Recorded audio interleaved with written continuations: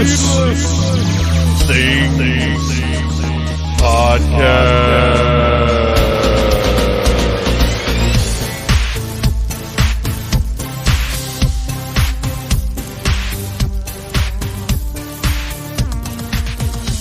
Hey, Phantomaniacs, welcome to the newest episode of the Needless Things Podcast, where we talk about toys, movies, music, and all manner of pop culture dorkery. I am your host, Dave, and today's episode is something that I've kind of wanted to do for a while and just haven't had a good reason, and it turns out this week I had a great reason, and that reason is the planned episode with our head of research, Ryan Schweck, fell through because he is struck with some sort of horrible sickness that is keeping him out of the podcasting game.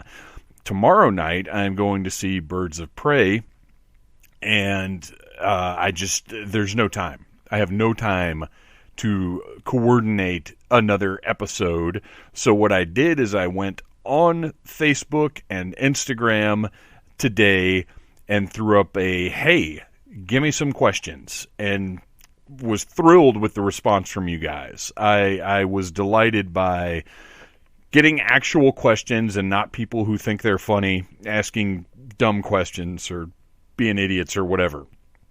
Lots and lots and lots of really great questions. So I'm going to answer them, and I haven't done a whole lot of research. There are a couple things that, as I was compiling them, I have an idea of what I'm going to say, but I didn't make lists or get online and do anything, because this all went down today. Today is Wednesday. You're listening to this Friday. But it's a cool something, because I have enjoyed, as much as I don't care for it at live panels, when I have listened to podcasts, Q&As tend to be a lot of fun because they are sort of a spur-of-the-moment, what's coming off the top of your head, and I want to go ahead up front and tell you guys that this is off the top of my head. So a year from now, when we do an episode about whatever the topic of one of these questions might be, and I give a completely different answer, that's why. Because a year from now, I will have done some research and had time to think about it. But before we get to those cues, I've got some news.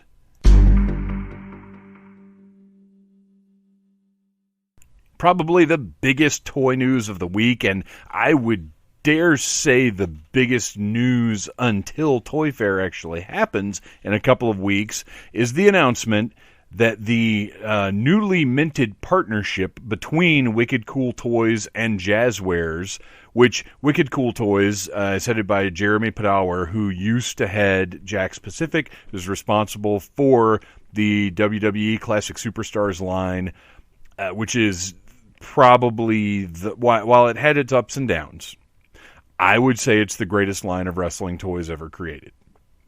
Classic Superstars is, from the packaging to the selection to the quality of most of the releases, it's unparalleled in accomplishing the lofty goal that it set out for. So he has Jeremy Padower, Wicked Cool Toys, has a history with wrestling. They've done a couple of real scale rings. They did like a pop-up entrance stage that I have not seen in person, but I've heard good things about. The guy has a mind for the business. And then Jazzwares, who is just as exciting a portion of this equation, because they are responsible for the 6-inch Fortnite line. They're also responsible for a 3 3/4-inch Fortnite line, but the 6-inch Fortnite line, which I think is one of the best toy lines going today, even though I'm not actively collecting it, and the idea that the combination of Jeremy Padower's expertise and Jazzwares' amazing skill at producing action figures are coming together to create a line of AEW action figures based on the wrestlers of All Elite Wrestling. Now, as you may know from last week's episode, and as you'll hear a little bit more from one of the questions we get, I'm not the biggest fan of AEW. But I do think having lots of different kinds of wrestling figures on the market is a good thing. I think that having a toy line is a major step for AEW because, one, it's going to give their fans more merch, and that's always a good thing, to be able to get your fans to invest in things and to really bring home like equity in your company, because when you've got a shelf full of AEW figures, that just increases your investment in the product. I can testify to that with my rapidly increasing wrestling figure collection, that I'm more into wrestling than I have been in years, and that's part of it. It's a weird kind of circle that it's an Ouroboros of fandom, because I'm enjoying wrestling more, so I'm buying more figures, and I'm enjoying wrestling more. It's this weird thing, but it's nothing but good for AEW. It's great for Jeremy Padawer, because I'm thrilled to see him back in the wrestling business, and it's great for Jazzwares, because it gives them an opportunity to show that expertise in something other than just the Fortnite line, because I've talked about it on the show before. Prior to their Fortnite figures, I didn't have the best opinion in the world of Jazzwares. And actually, you can hear a little more about that on a recent episode of the Nerdy Laser podcast with our pal Richard Yule. Go check Rich out. Look for Nerdy Laser on Instagram, Stitcher, wherever you get your podcast. The same place you get the Needless Things podcast each and every Friday. We talked a little bit about it. So this is huge news for everybody involved. I wish them, whether or not I'm a fan of what AEW is doing right now, and I may be a big fan in the future, we'll see. I wish them all the best of luck, because competition in the marketplace is key for everybody's success. So that's great, huge, big news. But for me personally, the biggest news that came out this week was Super 7's announcement of the second wave of their Teenage Mutant Ninja Turtle Ultimates.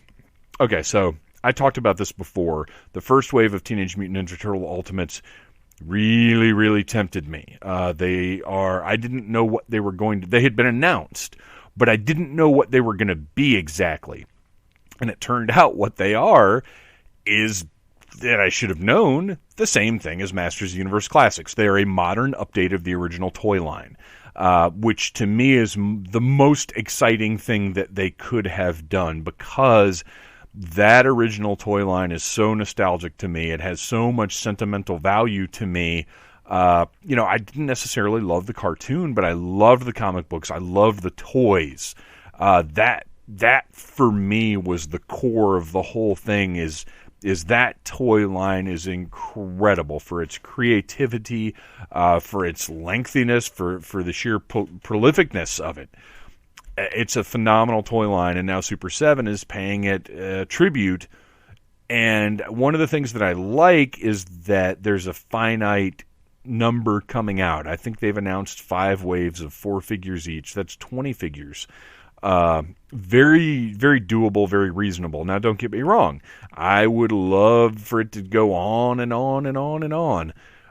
But these figures are $45 a piece, which is pretty steep. And that's coming from somebody who spends what I spend on Mezco's 112 collective figures, which again I do think are the best action figures available on the market today. And if you go back and look earlier this week, I posted the newest episode of the minicast, which is an unboxing and review of the 112 collective Moon Knight figure that recently came out, and it's fantastic. But go listen to that, please, and rate it and share it and do all the good things you do with podcasts that you like. So this second wave of Super 7 Ninja Turtles consists of Leonardo. Obviously, got to have a turtle in there. He looks great. Comes with 2 different heads. Really impressive the way that they're representing, but also updating the original toy line. And there's actually, I'll tell you about the next figure and the wacky thing that they're doing. So Leonardo, like all of the figures, comes with a full set of accessories and a set of accessories that are attached to the sprue, like the old figures were. He also comes with 4 additional hands, 2 katana that are beautifully painted and designed, 2 throwing stars, a slice of pizza, and this is wonderful, the turtle communicator. and they're two separate ones. It looks like the one doesn't actually open, which is fine by me. I have no problem with that. But it's one that's just the shell, and then one where it's open and has a little antenna out, and it looks wonderful. And man, this thing looks so good. But that's not what got me. The second figure in this assortment is Bebop, the warthog, who looks amazing. Those turtle shells on his shoulders are big and giant, and sort of big separate looking pieces. The head is absolutely perfect. It's that same grotesque, weird punker head sculpt, just more detailed, better painted, looks great. He's got his skull necklace, his leather pants, his big knee brace. Just looks incredible. Comes with open fists and closed fists, a trash can lid shield, his drill gun, and his knife, as well as, like the other figures, those same weapons but attached in the sprue. Looks just wonderful. As great as I would want Bebop to look. And the thing to remember about these is they're not coming out until this time next year. So what we're seeing are the earliest possible stages of production, or not even production, of samples that they could show. These, as Super 7 has shown in the past, will evolve over time before they come out to, this looks great now. If I had this action figure in front of me, I'd be thrilled with it. But between now and when it comes out, I think it's probably only going to get better. The third figure in this assortment is Shredder, and this is the old school wacky toy Shredder, just no shirt, razor shoulder pads, the gauntlets, black pants, little purple underpants. Just looks exactly like the original Shredder, except he does the one thing that I always wanted that original Shredder to do, and he never did. He stands up. He's not squatting down like he's got to poop. And I love it. I love it. And now something interesting that you don't know unless you actually read all the details, he comes with not just the molded plastic cape that you see in these pictures, but also a soft goods cape, which is very important to me because that original Shredder had a soft goods cape. And as good as this plastic one looks, I want him to have a soft goods cape. Now, his extras, he comes with two katana. It looks like they're actually a little bit different than the ones that Leo comes with. Hang on, let me scroll back. Nope, they're the same. Same katana that Leo comes with, which is fine. I have no problem with that. He comes with closed fists and open fists, and an alternate head that is a reproduction of Shredder's original head. Now, when I first saw this, I looked at it and I was like, what kind of goofy fucking shenanigans is this? Because his forehead and eyebrows are painted on the front of the helmet. Now, as soon as I saw it, I thought, well, that looks really stupid. But my guess is it's an homage to the original figure, but I don't remember the original figure looking like that. I went and looked it up. Sure enough, that is exactly what it looked like. I don't know how that's something that fell out of my memory, but I love that they've got a corrected head and that original toy head. Now, maybe there are other options they could have gone with for the alternate head that might have been cooler, that I would have liked more. But here's the thing. This is a very Masters of the Universe Classics move. You include the toy head and you include the Classics head, or the Ultimate head as they would refer to it here. And I can't argue it, you guys. It's in keeping with what they're setting out to do. And to me, staying true to that kind of plan is important and admirable. And the final figure in this wave, this is the one that stole my heart and made me stand up and go, what? At work. Mutagen Man. Now, there are, 200 different characters, not figures, 200 different characters, something like that, from the original Teenage Mutant Ninja Turtles line. I can list a lot of characters that I would have said it's reasonable to me that they would make this person before they would make Mutagen Man. But Mutagen Man is one of my favorite action figures of all time. He's so weird. He, to me, is the very best of what the original Teenage Mutant Ninja Turtles line was capable of. And now Super 7 is releasing a fully articulated modern style mutagen man. He comes with his big mutagen gun, all the little parts that you stick inside of him to float around and whatever you choose to fill him with, the hose that goes from his little stopper hat to the back of the body. He's beautiful, and I have to have him.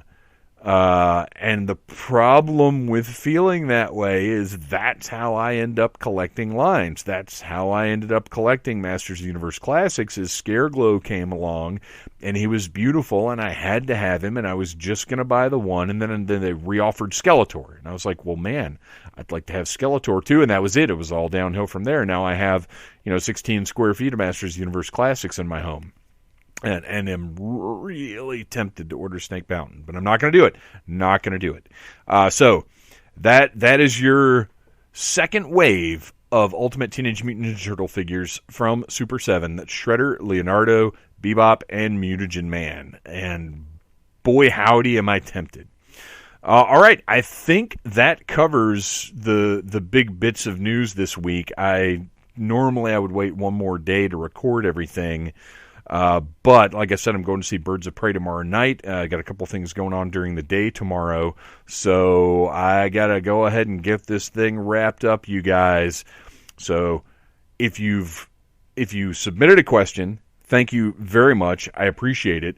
If you listen to this and think to yourself, well, I've got a question, go ahead and send it along, because in the event that I don't make it through all of these questions in this episode, which is entirely possible, I'm saving whatever I don't get to, because I've got a couple of people that ask multiple questions, so I'm going to skip around so we don't get 4 from one person and none from another one.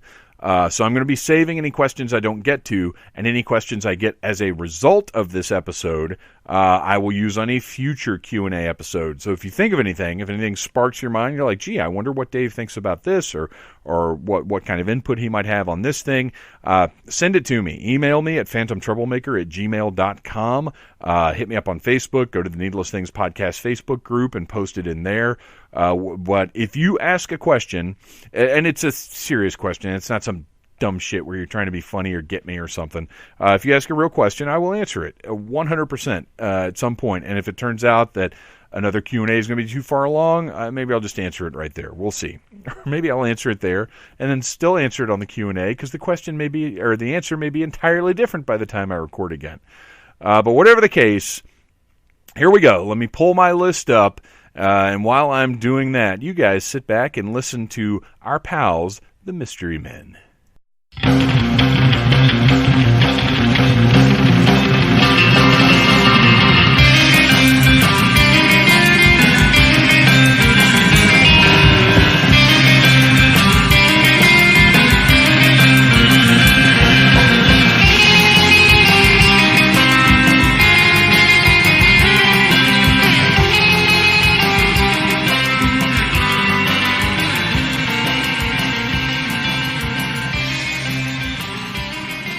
Okay, let's sit down and answer some questions. As I said, I posted in the Needless Things Podcast Facebook group, which you should join if you have not, on regular Facebook, on Instagram. And you know what? I haven't checked Instagram.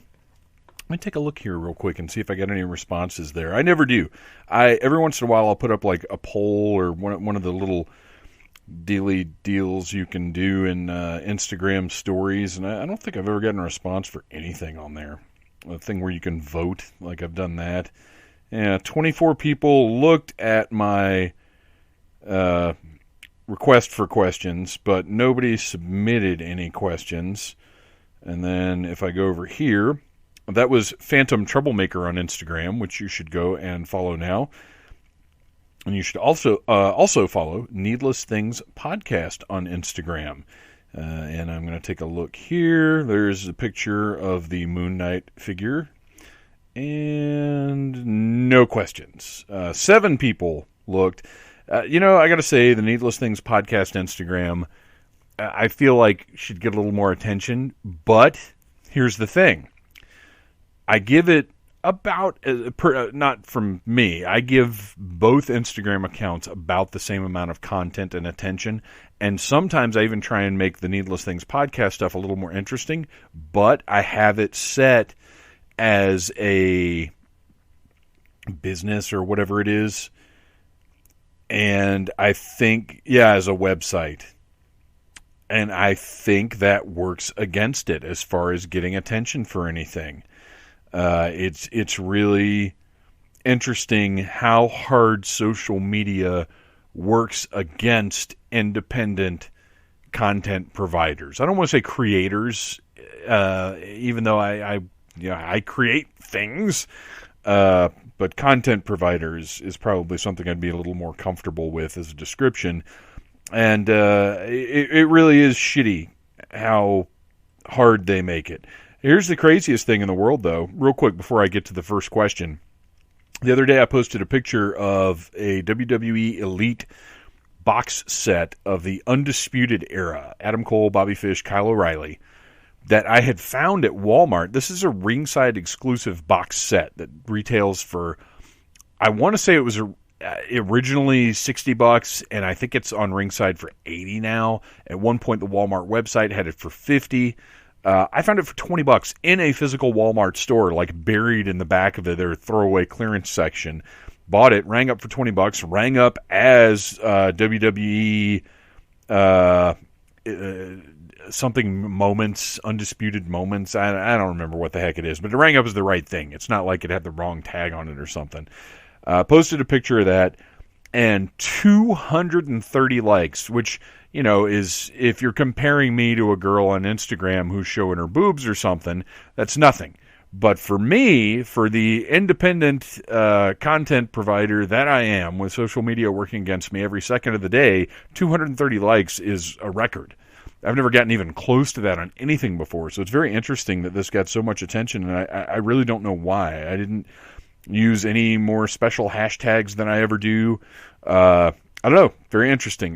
This one snuck through the algorithms, I guess is how I feel. Okay, that's enough. Please follow Phantom Troublemaker and Needless Things Podcast on Instagram. Now it is time for the first question. This one comes from the Needless Things Podcast Facebook group. It is from Allison, who is a longtime friend of the show. She has 3 questions. But since they're all in one line, I am unfairly going to answer them all because they all have fairly short answers. What is your favorite decade for horror? And, just off the top of my head, I say the 80s. And, that maybe that's not fair. Maybe there's been better horror. Certainly the last decade has been incredible for horror. And then you go back and you look at, the 30s and some truly, like, we don't understand the definition of the word trend setting or groundbreaking. Like, we really don't know what those words mean now because everything has been done. It is very unusual to see something that is truly groundbreaking in this day and age. So, like, that's an amazing time when all the Universal stuff was happening. But, for me, typically, if it's something from the 80s, I'm going to enjoy it, like our Needless Commentary. I think I've already announced it, right? Well, even if I haven't, here it is here. We watched My Bloody Valentine this past Sunday, and it's going to post on Valentine's Day, next Friday. And it's an 80s horror movie, and my expectations were very low. And it's so much fun. It's great. And there's a certain idealism and aesthetic that just appeals to me because I grew up in that era. It's a touchstone for me. And the language that 80s horror films were speaking is my native language for horror, if that makes sense. And I, all of these questions that I'm going to be answering, I could get entire episodes out of any one of these, I'm sure. So, I'm not going to go on and on and on. I'm just going to give, a succinct answer. And if at some point I feel like something needs to be elaborated on even more, then maybe we'll revisit it with an entire episode in the future. And that's a question that could absolutely make for an episode. Her second one, do you have favorite directors or genres? 100%. I have favorite directors. I will always love Sam Raimi. I am a big fan of Stuart Gordon. And if we're just talking horror here, John Carpenter is the man. He is unmatched, in my opinion. Say what you will about his later career, but he made more perfect movies, not just in the horror genre, but more perfect movies than most directors in general make movies at all. So John Carpenter is absolutely the man. I'm sure there are others that I'm looking around right now, just looking at the stuff in here. I'd love to mention somebody modern. You know what? Obviously, I love Rob Zombie. I'm not going to try and say he's one of the greatest directors of all time, but he's somebody that I've watched grow and learn the language of film over the past couple of decades. And I love what he does. I'm not going to say it's the best thing in the world, but I think it's great. How about that? Nobody is going to ever compare Rob Zombie to John Carpenter in a favorable manner. But I think Rob Zombie, much as I said in the news, I think having a game plan or an aesthetic or an idea of what you want things to be and sticking to it and getting good at that thing is very admirable. So in the same way that I want Shredder, to have that head with the eyebrows painted on the helmet, I want Rob Zombie to keep making vile, redneck, white trash exploitation movies. It's what he's set out to do, and he's doing it. Wes Craven, obviously. I can't leave Wes Craven out. Another one who has put out a remarkable number of just great films. I'm going to stop there so I don't have to say anymore. But, those are some of my favorites. And then Takashi Miike, I'll throw that out there as well because I just glimpsed the third portion of Allison's question. Takashi Miike is a Japanese director, and some of his stuff is incredible. Some of his stuff is garbage, but he is the most prolific filmmaker, I think, whose career I've ever followed.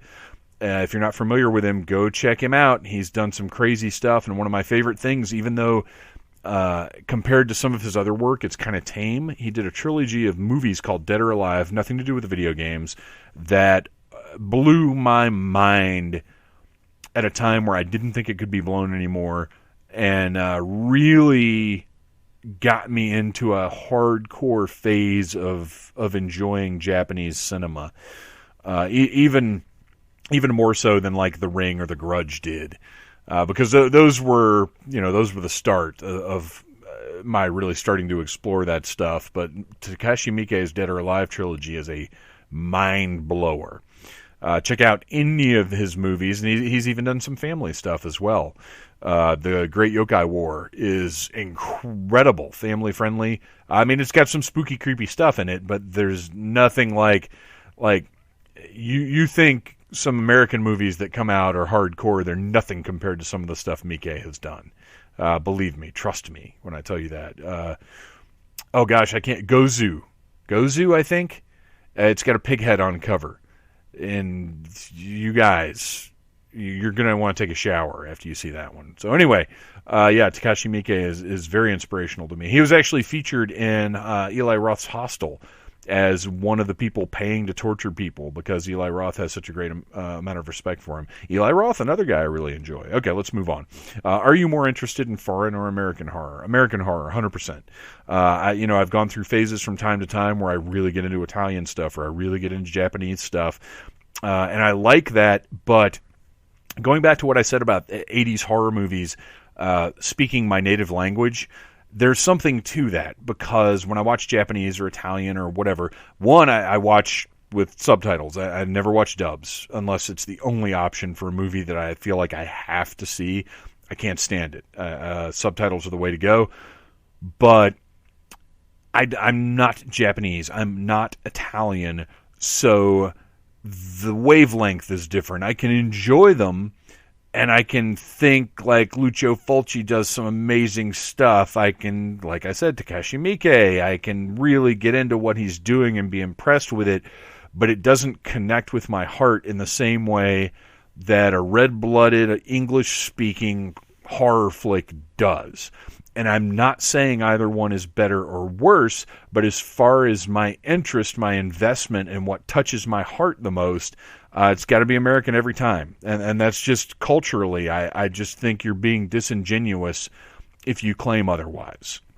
So there you go. Thank you, Allison, for great questions. And again, any one of those could make for a full episode of the show. Next up, longtime friend, my buddy Jason. I love him. He's one of the greatest people on the planet, and he's got some good questions here. Buddy, if you want to write some more for the site ever, please do. You're great. What comic book would you like to see turned into a movie or TV show? Whew. What's left? I mean, for real. They're doing Bone. Gosh. I honestly, I can't really think of anything that I'd be particularly interested in that they haven't done. I'll throw this out rather than a comic book, because I mean everything is the rights for everything have been bought now. I feel like anything I'm interested in has been adapted. However, there is one sort of outlier. Well, there are two. I'll give you two outliers that I think could be great. I would lean towards animation. But like CG or traditional animation, I think could work well. Usagi Yojimbo, Stan Sakai, I'm not sure. Usagi Yojimbo would be a phenomenal television show. It could be done. I would want it done in traditional animation, but I would want the people who did the last Ninja Turtles show to do it. I think that would be incredible. And then the other one is Scud the Disposable Assassin. I would want his creator, Rob Schraub, to be the showrunner, and that could be anything. That could be live action, that could be animation, that could be CG. I think it could work in multiple formats. I think it would.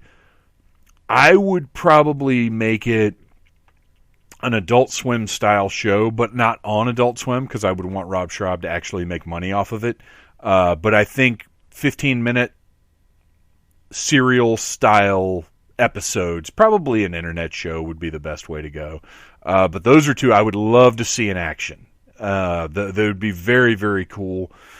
And I'm sure, again, this is top of my head. This is just sort of looking around the room, but also just top of my head what I'm thinking of. If I sat down and did research, I'm sure I could come up with other stuff. But like I said, everything's getting adapted now. What's left? And then a second question from Jason that actually I am going to move on because this is a completely different question. So I'm going to make a little note right here that we will come back to that or save it for a future episode. Next, we have another Jason, and I'm answering these in the order in which they came in. So I'm jumping back and forth between platforms where they were asked, but as they were coming in, I was copying them into notes. So from Wilson, director of the award-winning documentary Troublemaker, which you should go check the trailer out and stay tuned for release information. I loved this question, actually. This is another one that could be a whole episode from Wilson. Ghostbusters toys or the real Ghostbusters toys? Now, it occurs to me now that I'm not sure when he says Ghostbusters toys, I don't know if he's talking about the old Filmation Ghostbusters with the monkey or the ape or whatever, or if he's talking about like the movie Ghostbusters. Since it's Wilson, I'm going to guess he's talking about the Ghostbusters with the apes. So the Filmation Ghostbusters toys from... Oh, shit, who made those? Not Bandai. Oh, that's going to bother me now. Okay. Filmation, Ghostbusters toys. I even have one in the other room, but I can't very well get up with my stupid headset attached to my head. Okay, Filmation, Ghostbusters toys. Just give me a picture, please. Shaper. Well, no wonder I didn't know what it was. Shaper. Who the fuck is Shaper? Okay, now this is interesting. We're going to go down a little rabbit hole here together. And if you don't know, Ghostbusters was originally owned by Filmation because it was based on an old live-action television show that featured two guys who went and caught ghosts and had a talking ape named Tracy that helped them. It's pretty silly. You can find the pilot on YouTube. I'm not sure if more have gone up since the last time I looked or not. But it's sort of lovable, shitty television. Like, it's really, really corny. But it's a lot of fun. So, I'm not going to shit on it. But when everybody was putting together the 1984 Ghostbusters movie, they wanted to call it Ghostbusters and then found out that that was already owned by Filmation. So I think Ghost Breakers was the alternate. They actually shot a bunch of scenes with people saying Ghost Breakers instead of Ghostbusters. If you watch the movies that made us, it explains all of this. But anyway, Filmation's Ghostbusters, they put out a Ghostbusters cartoon, which is why the Ghostbusters cartoon based on the 1984 movie was called The Real Ghostbusters. Very convoluted legal horseshit that really doesn't matter, because what we got was two really interesting toy lines based on two completely different properties that were around the same concept. So Filmation's Ghostbusters it was basically, as you could guess, pretty much like the He-Man cartoon. You had the same villain every time, Prime Evil, that would send his villainous hench people out to cause trouble in the world. And then the Ghostbusters, let's see, where the actual Eddie Spencer, Jake, who apparently doesn't have a last name, and Tracy the Gorilla would hop in the ghost buggy and leave the Ghost Command house to go and fight Prime Evil's terrible, terrible hench people. And they're great looking toys. I really like them. They have that cheap 80s-ness. They look an awful lot. Aesthetically, they're similar to Thundercats. They're similar to some of the He-Man figures, sort of. They're very cool. I'd love to have a complete set of these and have them on a shelf. But then you go and you look at Kenner's Real Ghostbusters line, and it's a whole other level of toy. First of all, the human figures look, yes, they're the cartoonier versions of Peter, Ray, Egon, and Winston, but they look great. And then they made dozens of different kinds of ghosts, very few of them from the cartoon, but crazy features with, slime or people that turned into ghosts or mailboxes that turned into ghosts, or they made a VW bug that turned into a ghost. I mean, just an expansive, creative, again, kind of like the Ninja Turtles line. So much creativity went into this line because it's a licensed property. You have the Ghostbusters themselves, and later on you get Janine and you get Lewis. You got Slimer, who originally was just Green Ghost because he hadn't been named Slimer yet. But then when you branch out from those core characters that are directly from the movie, you get all kinds of just crazy stuff. So I've got to go with the Real Ghostbusters line. As much as I think the Filmation Ghostbusters are cute, the Real Ghostbusters is, it's one of the greatest toy lines of all time. So you can't compare it. And also Filmation's Ghostbusters lasted, it looked like, pretty much one series. You had the playset, a few vehicles, and about a dozen figures, and that's that. Whereas the Real Ghostbusters went on for years and produced, 100 figures or more. So I'm going with real Ghostbusters on that one. And Wilson, I'm pretty sure you meant what I thought you meant, but if you meant the movie Ghostbusters, then I'll revisit this at some point in the future. Moving on to our pal James Palmer. What's your favorite toy line ever? I've answered this before. It's entirely possible. I've given slightly different answers, but I think I almost always, matter of fact, I think I always say G.I. Joe. Because it's G.I. Joe. I've told the story many, many times about how I went from Mego, and actually that was another possibility for this week's episode, is I was going to discuss my personal history of toy collecting, but instead we're doing this. And without getting into my personal history of toy collecting too much, I went from Mego to Star Wars to G.I. Joe. That's the simple way to say it. G.I. Joe had superior articulation. The vehicles were... Everything about G.I. Joe, while I love Star Wars, and it will always be near and dear to me, and my fandom for Star Wars is hard to parallel with anything else. The G.I. Joe toy line, settle down everybody, is a superior toy line from a toy playability design standpoint. And that's how I feel.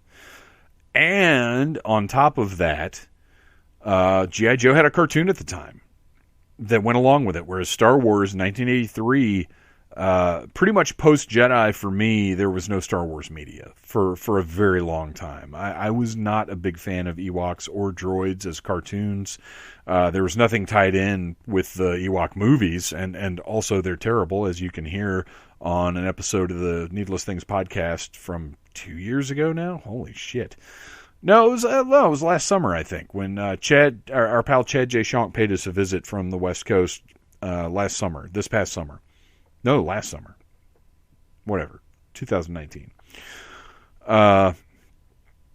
So, as much as I loved Star Wars, when you're a kid, you need something to keep you engaged. And that's why I've always totally understood the idea of having a toy line that ties into, a comic or a cartoon or whatever. And yeah, I know people before the 80s just used their imagination to give these characters but I was born in the era of the death of the attention span, and if you wanted to keep my attention and you wanted to keep my interest in your thing, you needed to have some kind of ongoing media, and that's just how it was. So in addition to being a superior toy line, having ongoing media for a few years at least, there was also the fact that my dad was in the military. He was a big military guy.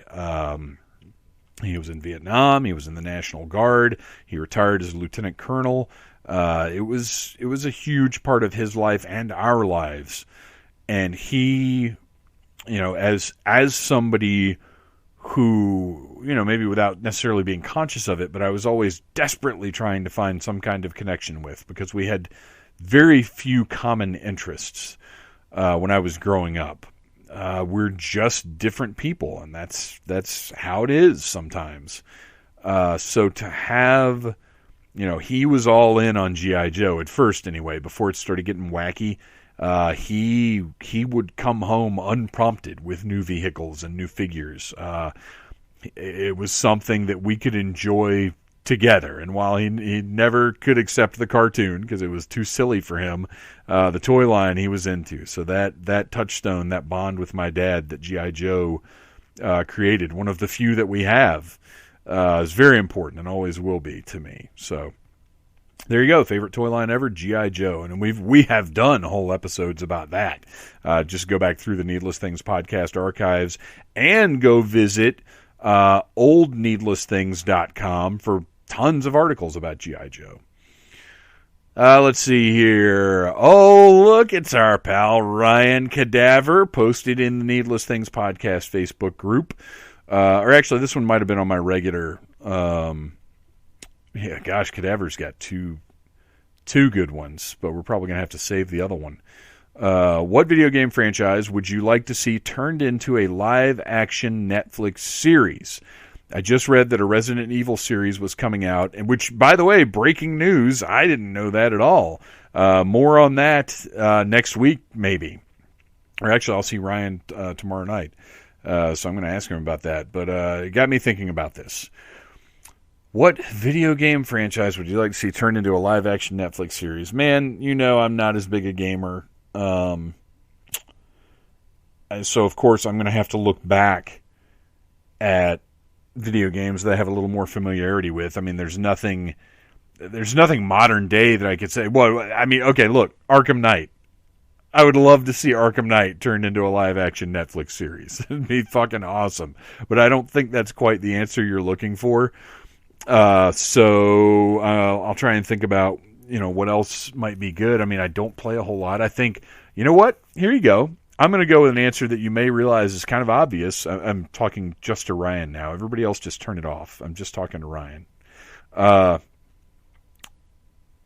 It's obvious for a couple of reasons. One, it's one of the few games that I played to completion in recent years. And two, it's just a huge franchise that I'm a little surprised nothing has been done with in this way, although the people who created it are very protective of it. So I kind of get it. But, man, God of War. Give me a fucking God of War show. Game of Thrones budget. 8-episode seasons, maybe even 6-episode seasons. But holy shit, dude. Just picture that. Just picture Kratos. We get 3 seasons, maybe. Yeah, you could do more, but let's say from the start we look at 3 seasons, because that's about as far as anything seems to get on Netflix. The first season is the first game.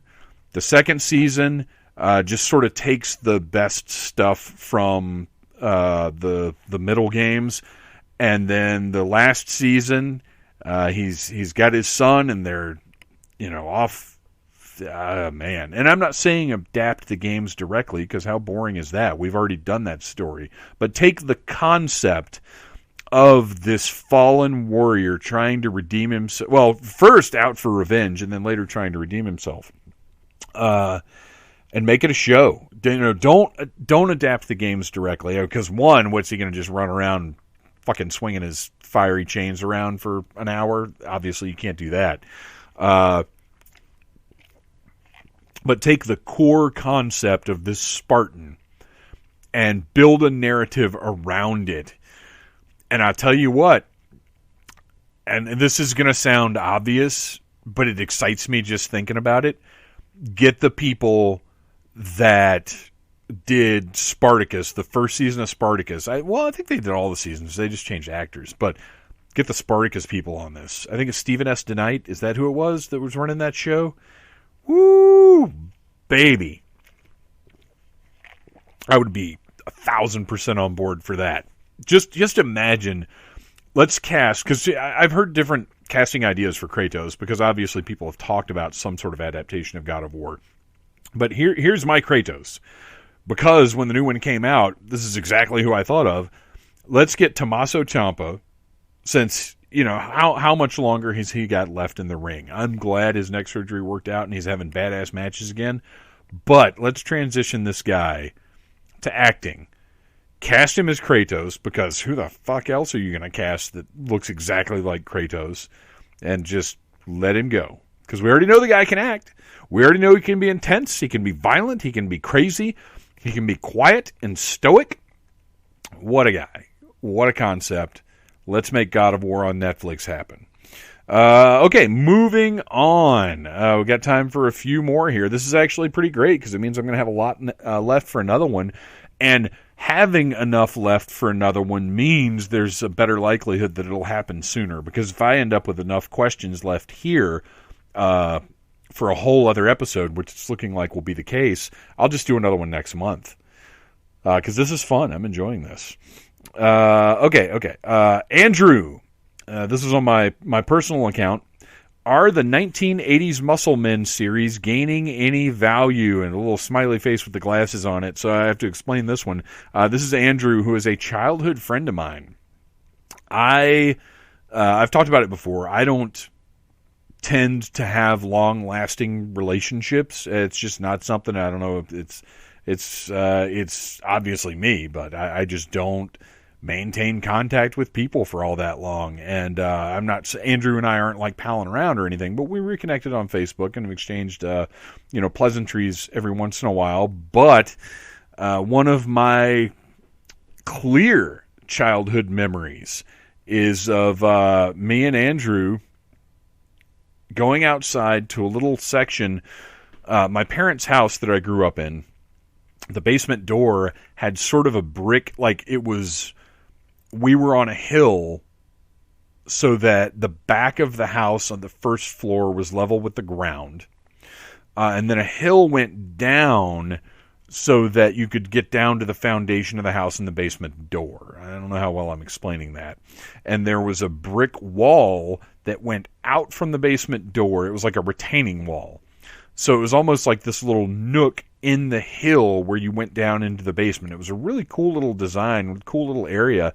And Andy and I would take buckets of Muscle Men and just cover the bricks with the Muscle Men, because you could sort of squeeze them in between the bricks where the mortar is. You could put them all over, and we would just go down there and spend like, I don't know, an hour just taking Muscle Men and sticking them all over that brick area. And that was it. Like, we didn't really fight with them or anything. It was just a matter of sticking them up there. And now that I'm thinking more about this, I think maybe we were even doing sort of a thing where you'd stick them all over the place, and then the other person would have to go find them all. That sounds right to me. I think that's accurate. And I remember my mom like coming in with a handful of them, like, I found these down by the basement door again. You guys really need to clean up all your toys when you're done playing. You know, she'd find them stuck in the bricks or whatever, ones that we hadn't found. But it was a lot of fun. And that was, we had the wrestling ring, but that thing always, I had 2 of those, and both of them, the same thing happened. The little fork part broke off, so you couldn't use it anymore. But I mean, we wrestled and fought with them and stuff. But my main memories of Muscles was doing that. So that's why Andrew's asking that one. And let me take a look here. Gaining any value? Well, it depends on your perspective. If you go look at eBay and you type in Mattel Muscle and you look at sold listings, we have a lot of 8 figures for $10. A lot of 90 colored figures for $100. Because if you remember, the original Muscles were all this like pink color, and then later on they started introducing like wild neon, bright, vibrant colors into the line, which I didn't like because I felt like they were betraying the original line, which is silly. 90 colored Muscles for $100, 75 for $47.14. I think the answer to this question is, if there's a specific one you want, you're probably going to pay a premium for it. But if you want to just buy a buttload of them, you can get them for a pretty good price. So there you go. I think that's the answer to that one. I don't know that I gained in value, perhaps. But I know as a kid, if there was a specific one I wanted, I would have paid for it. So no, I would say compared to other toy lines from the 80s, no, these have not appreciated significantly. Okay, let's see. Moving on. Nathan from the 42nd Cast. What is your favorite era of Doctor Who and why? Now, when you say era, are you talking about a Doctor's entire run or a specific run within a Doctor's season, like Trial of a Time Lord or A Key to Time? I would assume, because technically those are stories, I guess. So if we're talking era, as in who's my favorite Doctor, and maybe that's not quite what you mean, but I'm going to answer it that way. It's Tom Baker. It's always Tom Baker. I own most of it on DVD. Actually, you know what? At this point, I think I might have all. No, there got to be a couple of holes. There got to be a few I'm missing. But I've watched them over and over again. Anytime I want some sort of classic sci-fi with that flavor, I put in Doctor Who and I love it. with James Bond, with Star Trek, with anything else that I love, even Star Wars sometimes. There have been times when I thought I wanted to watch one of those things, and then I kind of didn't really. I zoned out or didn't really pay attention. Doctor Who it captivates me every single time. That Tom Baker era, and again, it's even though it's funny, and it's a variance from what I said about the 80s horror movies, because obviously the Tom Baker era predated my birth. Well, no, I guess, let's see, when did he stop? 80... Peter Davison came in 81 or 2. So, but anyway, I was not cognizant of Doctor Who before Tom Baker was done being the Doctor. But the way that they were broadcast on my local PBS affiliate, I was, because the first thing I ever saw was Trial of the Time Lord, The Five Doctors. I saw that when it was broadcast in America. And I can't remember the date right now, but I've written about it and talked about it tons and tons of times when I've done the research. And then a couple of years after that, I just came across Terror of the Zygons on PBS Saturday night, and I didn't even realize at that point that I was watching the same thing, but it hooked me. So even though it was from a decade earlier than when I was watching it, I was entranced. I loved it. Here's what it is.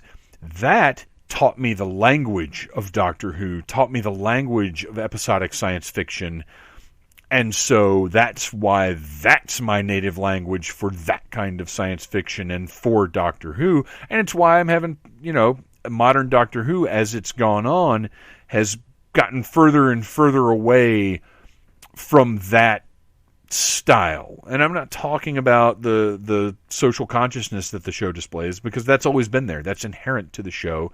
And I can't put my finger on why I'm not in love with Doctor Who, with modern Doctor Who. But that Tom Baker era, that's it. That's it for me. It's the best. He's the best. They had the best stories, the best companions, just everything about it. It's the golden age of Doctor Who for me. Okay, let's see. We've got time for a couple more. Gary, our pal Gary Mitchell, director of the Sci-Fi Classics track. Toy that surprised you the most, good or bad? Oh, wow. I mean, I can't definitively say that whatever I answer with is absolutely the toy that surprised me the most. For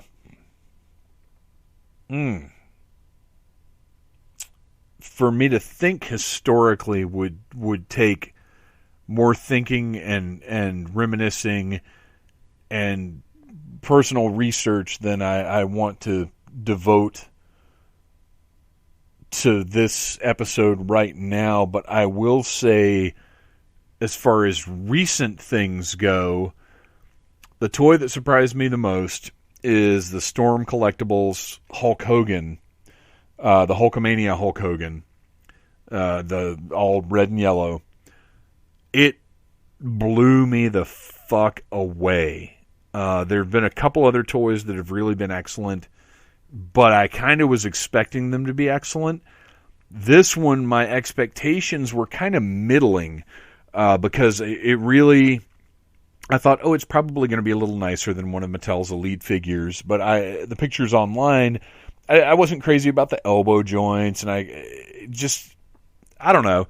I wanted one because I wanted a cool Hulk Hogan figure, but when it got here and when I took it out of the box, it's unbelievable. Soft goods shirt, the posability, aesthetically, it is very much like a Mattel Elite figure, but posability-wise, it's as good as any Japanese figure you own. It's incredible. It comes with a little bandana that fits over his headband on either of the heads that he comes with. It comes with a few different hands. I wish that he had flat hands, though, so he could do his posing right. I don't know why they overlooked that. The paint's immaculate. The materials that are used are great. His skin tone. There has never been, aside from Hasbro's, there has never been a Hulk Hogan figure that's tan enough. They always go with this sort of meek Caucasian color, and it blows my mind because the man is fucking orange. This one has a dark, deep tan that looks like the Hulkster.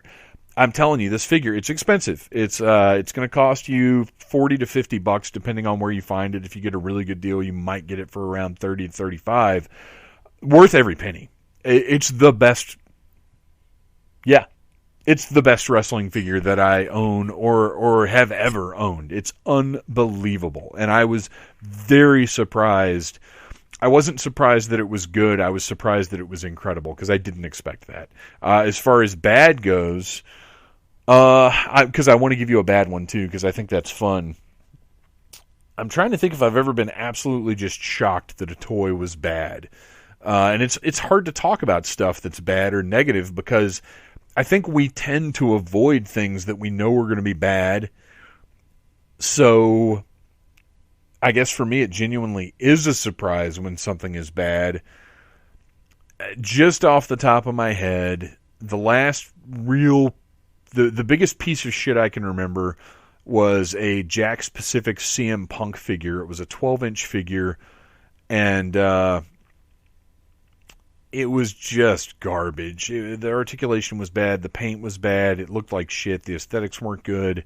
It was just a bad figure. I'm sure it's not the worst, surprisingly bad figure I've ever gotten, but it was bad. Okay, let's see. Get a couple more on here.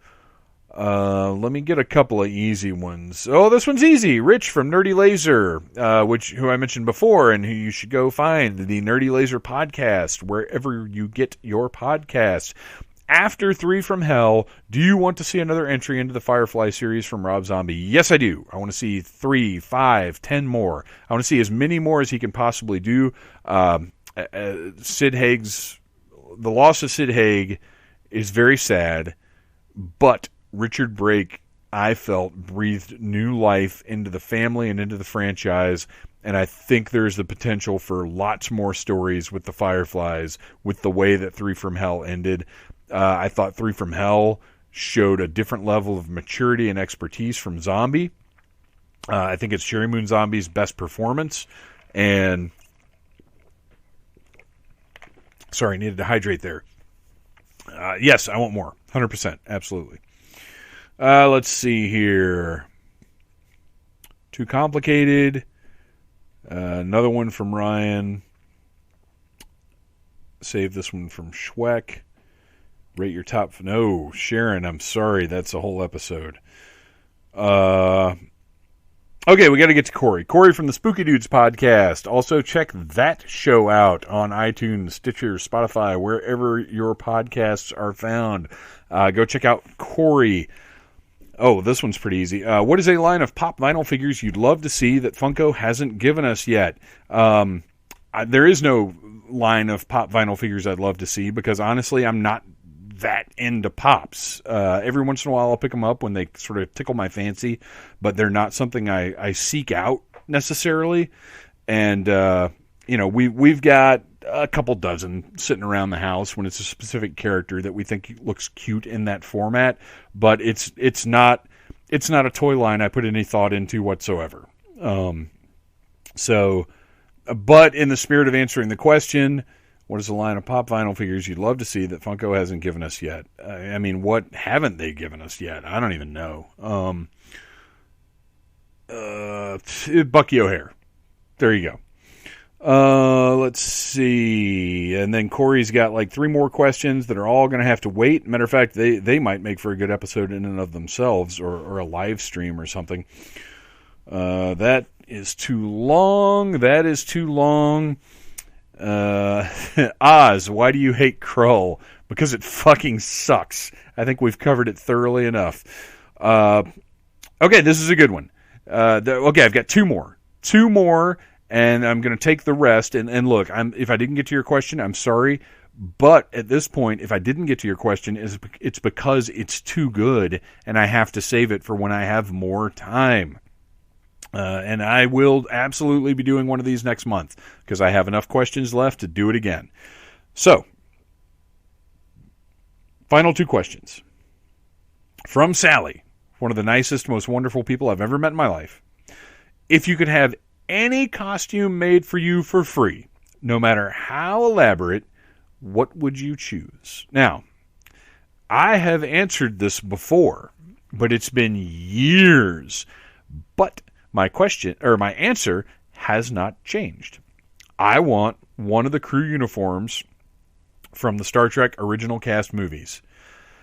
And it's a very realistic, like, what a terrible choice, because I could easily get that for, a reasonable price. It could happen. But that's my dream costume. That's what I want. It's always been what I want. I don't know why I haven't done it yet.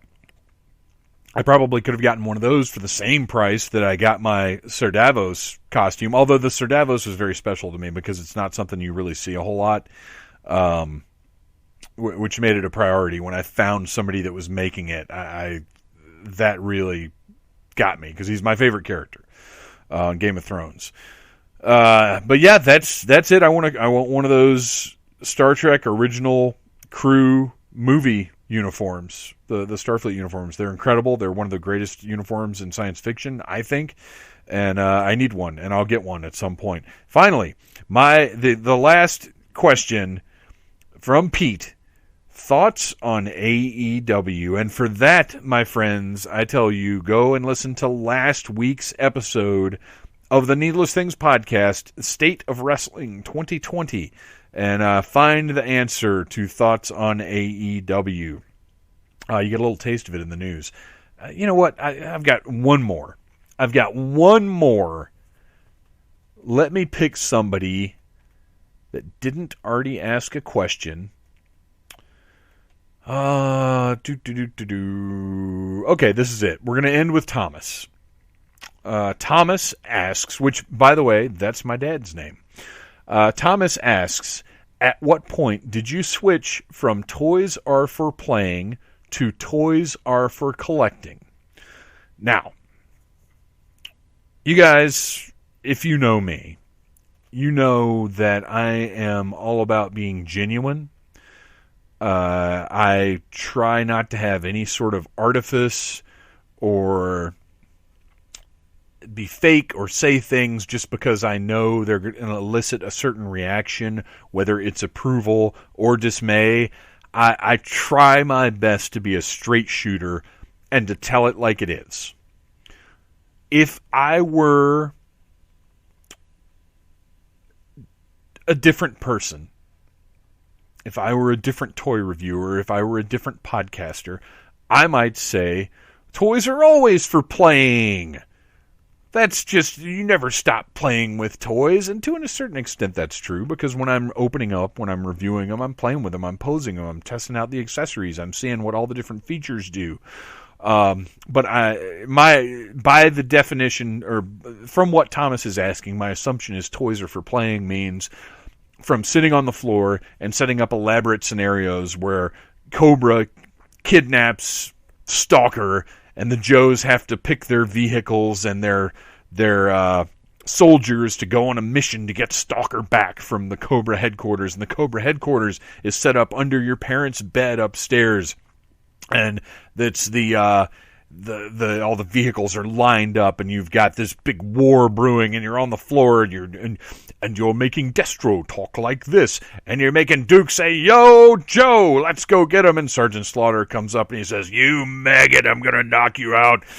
That kind of stuff, like, is what I think of as playing. So what I do now with toys, where, maybe every once in a while I even take them off the shelf and pose them and take pictures and stuff, that's not really playing. And toys are for collecting. Now, that definition is very... I would be interested to hear what other people's definition of collecting is. It's very funny because my sister actually responded on this post as well, and her answer was when he got his first toy, which to a certain extent is true. Because my original answer to this question was toys are for playing to toys are for collecting. I was probably 14 or 15 when I stopped what I just described as playing with my toys. Because as I know for a fact, as late as 1990, 1991, I was making movies with my Batman, with my custom Batman, because there was not a Batman that was sized to go with the Ninja Turtles figures. But as late as 91-ish, I was still, like, it was playing. I was playing. I was doing, but I was filming it, so I was making movies. But I was definitely still playing with my toys when I was 14, 15 years old. I'll say 15 just to push it. But I think by the time I was driving, I really wasn't playing in that way anymore. I was no longer storytelling in that way. I was no longer puppeteering in that way. But there was no switch from playing to collecting because, as my sister pointed out, I was collecting from the first toy I ever had. The collecting toys has been my life. And it's what I was talking about in the show open with, getting that Scareglow figure or getting this Mutagen Man figure. That's what it's been, is you get that first one, you get your little taste, and then you've got to have... Now, I've never been a completist. I don't buy toys that I don't like, and I don't really get that mentality. Okay, well, I take that back. With Masters of the Universe Classics, I had no choice but to buy toys I didn't like. But that's different from what we're talking about. With Marvel Legends, if I don't have to buy somebody for a Build-A-Figure and it's somebody I don't give a shit about, I don't buy them. I don't need anything to be complete. I don't buy something just for the sake of having a complete collection.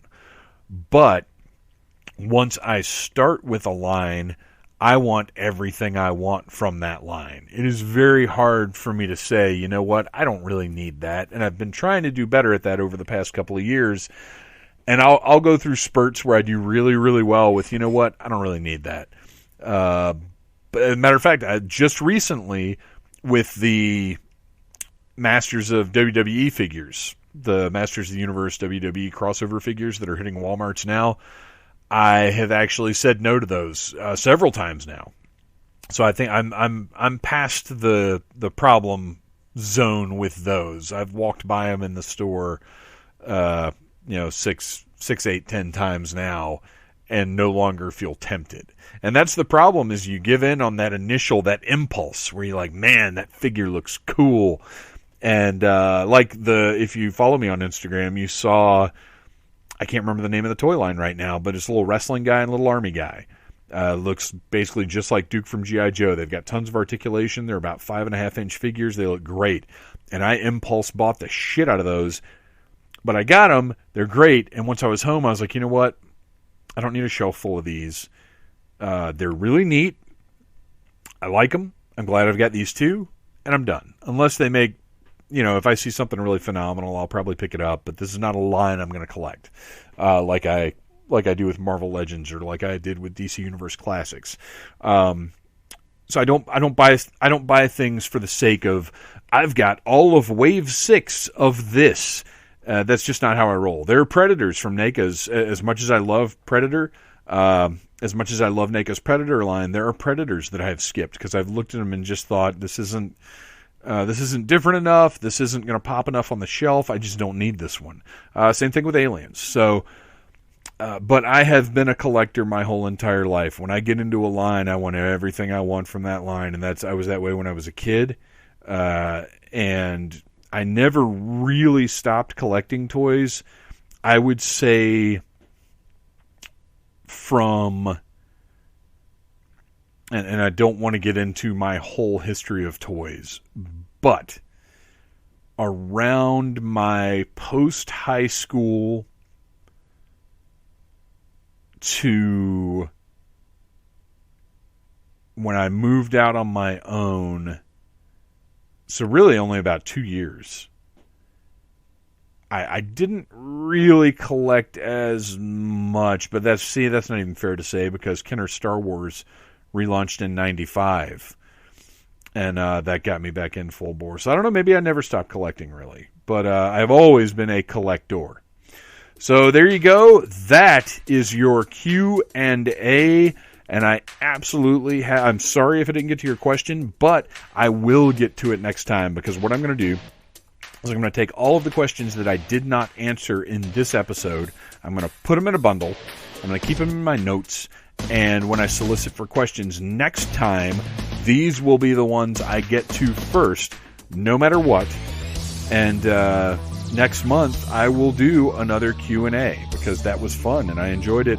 And I hope you guys enjoyed it. If you did, please let me know by either commenting on the episode, commenting in the Needless Things Podcast Facebook group. If you want to ask me a question directly, phantomtroublemaker@gmail.com. Follow me on Instagram as Phantom Troublemaker. Follow Needless Things Podcast on Instagram. And, wow, I guess I should just throw the music under here at some point because this is the outro, you guys. Next week, come back for My Bloody Valentine, our Valentine's Day needless commentary. I love it when a holiday falls on a commentary day and we can do a little tie-in, especially when we have a full house. Everybody came out for this one, including our very special guest, director of the award-winning documentary Troublemaker. That's right, Jason Wilson is with us for this one. We've got a full house and it's great and you're going to enjoy it. You guys, that is all for this week. Thank you so much for listening. This was a blast. Bring the questions. Keep bringing them, and I'll keep doing this. I love you guys.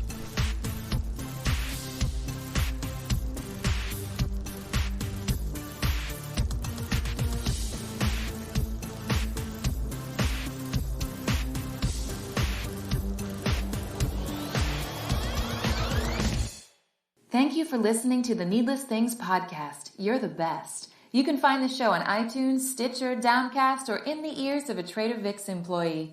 Love you, mean it,